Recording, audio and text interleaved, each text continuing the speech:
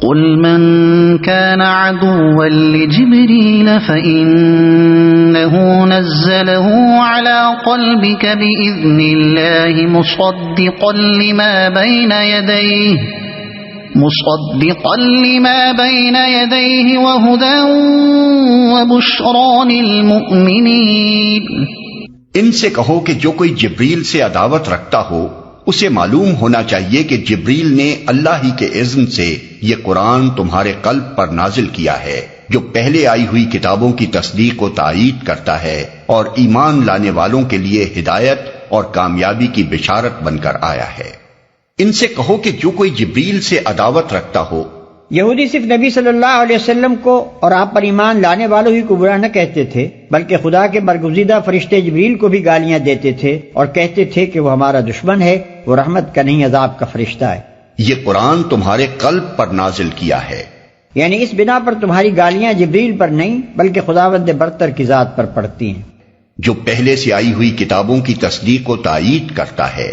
مطلب یہ ہے کہ یہ گالیاں تم اسی لیے تو دیتے ہو کہ جبریل یہ قرآن لے کر آیا ہے، اور حال یہ ہے کہ یہ قرآن سراسر تورات کی تائید میں ہے، لہذا تمہاری گالیوں میں تورات بھی حصے دار ہوئی۔ اور ایمان لانے والوں کے لیے ہدایت اور کامیابی کی بشارت بن کر آیا ہے۔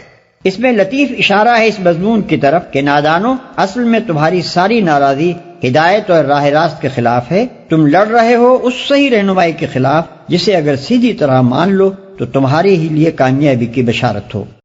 من كان عدوا لله وملائكته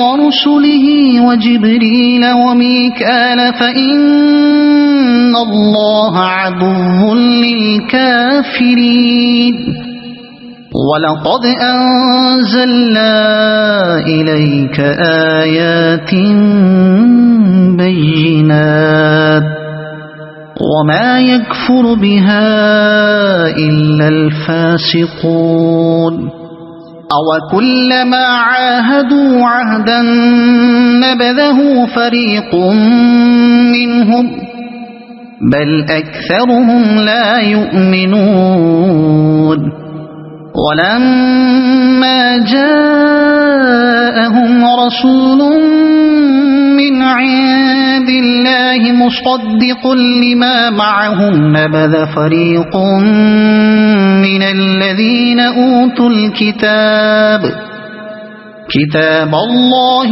وَرَاءَ ظُهُورِهِمْ كَأَنَّهُمْ لَا يَعْلَمُونَ۔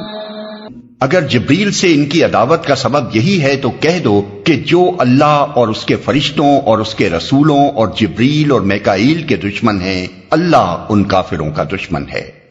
ہم نے تمہاری طرف ایسی آیات نازل کی ہیں جو صاف صاف حق کا اظہار کرنے والی ہیں، اور ان کی پیروی سے صرف وہی لوگ انکار کرتے ہیں جو فاسق ہیں۔ کیا ہمیشہ ایسا ہی نہیں ہوتا رہا ہے کہ جب انہوں نے کوئی عہد کیا تو ان میں سے ایک نہ ایک گروہ نے اسے ضرور ہی بالائے طاق رکھ دیا، بلکہ ان میں سے اکثر ایسے ہی ہیں جو سچے دل سے ایمان نہیں لاتے، اور جب ان کے پاس اللہ کی طرف سے کوئی رسول اس کتاب کی تصدیق و تائید کرتا ہوا آیا جو ان کے ہاں پہلے سے موجود تھی، تو ان اہل کتاب میں سے ایک گروہ نے کتاب اللہ کو اس طرح پسے پشت ڈالا گویا کہ وہ کچھ جانتے ہی نہیں۔ وَاتَّبَعُوا مَا تَتْلُو الشَّيَاطِينُ عَلَى مُلْكِ سُلَيْمَانَ وَمَا كَفَرَ سُلَيْمَانُ وَلَكِنَّ الشَّيَاطِينَ كَفَرُوا يُعَلِّمُونَ النَّاسَ السِّحْرَ وَمَا أُنزِلَ عَلَى الْمَلَكَيْنِ بِبَابِلَ هَارُوتَ وَمَارُوتَ، اور لگے ان چیزوں کی پیروی کرنے جو شیاطین سلیمان کی سلطنت کا نام لے کر پیش کیا کرتے تھے، حالانکہ سلیمان نے کبھی کفر نہیں کیا۔ کفر کے مرتکب تو وہ شیاطین تھے جو لوگوں کو جادوگری کی تعلیم دیتے تھے۔ وہ پیچھے پڑے اس چیز کے جو بابل میں دو فرشتوں ہاروت و ماروت پر نازل کی گئی تھی، جو شیاطین سلیمان کی سلطنت کا نام لے کر پیش کیا کرتے تھے۔ شیاطین سے مراد شیاطین جن اور شیاطین انس دونوں ہو سکتے ہیں، اور وہ دونوں ہی یہاں مراد ہیں۔ جب بنی اسرائیل پر اخلاقی و مادی انحطاط کا دور آیا اور غلامی، جہالت نکبت و افلاس اور ذلت و پستی نے ان کے اندر کوئی بلند حوصلگی و اولو العزمی باقی نہ چھوڑی تو ان کی توجہات جادو ٹونے اور طلسمات و عملیات اور تعویذ گنڈوں کی طرف مبذول ہونے لگیں۔ وہ ایسی تدبیریں ڈھونڈنے لگے جن سے کسی مشقت اور جد و جہد کے بغیر محض پھونکوں اور منتروں کے زور پر سارے کام بن جایا کریں۔ اس وقت شیاطین نے ان کو بہکانا شروع کیا کہ سلیمان علیہ السلام کی عظیم الشان سلطنت اور ان کی حیرت انگیز طاقتیں تو سب کچھ چند نقوش اور منتروں کا نتیجہ تھیں، اور وہ ہم تمہیں بتائے دیتے ہیں۔ چنانچہ یہ لوگ نعمت غیر مترقبہ سمجھ کر ان چیزوں پر ٹوٹ پڑے، اور پھر نہ کتاب اللہ سے ان کو کوئی دلچسپی رہی اور نہ کسی داعی حق کی آواز انہوں نے سن کر دی۔ وما يعلمان من أحد حتى يقولا إنما نحن فتنة فلا تكفر۔ حالانکہ وہ فرشتے جب بھی کسی کو اس کی تعلیم دیتے تھے تو پہلے صاف طور پر متنبہ کر دیا کرتے تھے کہ دیکھ ہم محض ایک آزمائش ہیں، تو کفر میں مبتلا نہ ہو۔ اس آیت کی تعویل میں مختلف اقوال ہیں، مگر جو کچھ میں نے سمجھا ہے وہ یہ ہے کہ جس زمانے میں بنی اسرائیل کی پوری قوم بابل میں قیدی اور غلام بنی ہوئی تھی، اللہ تعالیٰ نے 2 فرشتوں کو انسانی شکل میں ان کی آزمائش کے لیے بھیجا ہوگا۔ جس طرح قوم لوط کے پاس فرشتے خوبصورت لڑکوں کی شکل میں گئے تھے، اسی طرح ان اسرائیلیوں کے پاس وہ پیروں اور فقیروں کی شکل میں گئے ہوں گے۔ وہاں ایک طرف انہوں نے بازار ساحلی میں اپنی دکان لگائی ہوگی، اور دوسری طرف وہ اتمام حجت کے لیے ہر ایک کو خبردار بھی کر دیتے ہوں گے کہ دیکھو ہم تمہارے لیے آزمائش کی حیثیت رکھتے ہیں، تم اپنی عاقبت خراب نہ کرو۔ مگر اس کے باوجود لوگ ان کے پیش کردہ عملیات اور نقوش اور تعویذات پر ٹوٹے پڑتے ہوں گے۔ فرشتوں کے انسانی شکل میں آ کر کام کرنے پر کسی کو حیرت نہ ہو، وہ سلطنت الہی کے کار پرداز ہیں۔ اپنے فرائض منصبی کے سلسلے میں جس وقت جو صورت اختیار کرنے کی ضرورت ہوتی ہے وہ اسے اختیار کر سکتے ہیں۔ ہمیں کیا خبر کہ اس وقت بھی ہمارے گرد و پیش کتنے فرشتے انسانی شکل میں آ کر کام کر جاتے ہوں گے۔ رہا فرشتوں کا ایک ایسی چیز سکھانا جو بجائے خود بری تھی، تو اس کی مثال ایسی ہے جیسے پولیس کے بے وردی سپاہی کسی رشوت خوار حاکم کو نشان زدہ سکے اور نوٹ لے جا کر رشوت کے طور پر دیتے ہیں تاکہ اسے عین حالت ارتکاب جرم میں پکڑیں اور اس کے لیے بے گناہی کے عذر کی گنجائش باقی نہ رہنے دیں۔ فَيَتَعَلَّمُونَ مِنْهُمَا مَا يُفَرِّقُونَ بِهِ بَيْنَ الْمَرْءِ وَزَوْجِهِ۔ پھر بھی یہ لوگ ان سے وہ چیز سیکھتے تھے جس سے شوہر اور بیوی میں جدائی ڈال دیں۔ مطلب یہ ہے کہ اس منڈی میں سب سے زیادہ جس چیز کی مانگ تھی وہ یہ تھی کہ کوئی ایسا عمل یا تعویذ مل جائے جس سے ایک آدمی دوسرے کی بیوی کو اس سے توڑ کر اپنے اوپر عاشق کر لے۔ یہ اخلاقی زوال کا وہ انتہائی درجہ تھا جس میں وہ لوگ مبتلا ہو چکے تھے۔ پست اخلاقی کا اس سے زیادہ نیچا مرتبہ اور کوئی نہیں ہو سکتا کہ ایک قوم کے افراد کا سب سے زیادہ دلچسپ مشغلہ پرائی عورتوں سے آنکھ لڑانا ہو جائے اور کسی منکوحہ عورت کو اس کے شوہر سے توڑ کر اپنا کر لینے کو وہ اپنی سب سے بڑی فتح سمجھنے لگے۔ ازدواجی تعلق در حقیقت انسانی تمدن کی جڑ ہے۔ عورت اور مرد کے تعلق کی درستی پر پورے انسانی تمدن کی درستی کا اور اس کی خرابی پر پورے انسانی تمدن کی خرابی کا مدار ہے۔ لہذا وہ شخص بدترین مفسد ہے جو اس درخت کی جڑ پر تیشہ چلاتا ہو جس کے قیام پر خود اس کا اور پوری سوسائٹی کا قیام منحصر ہے۔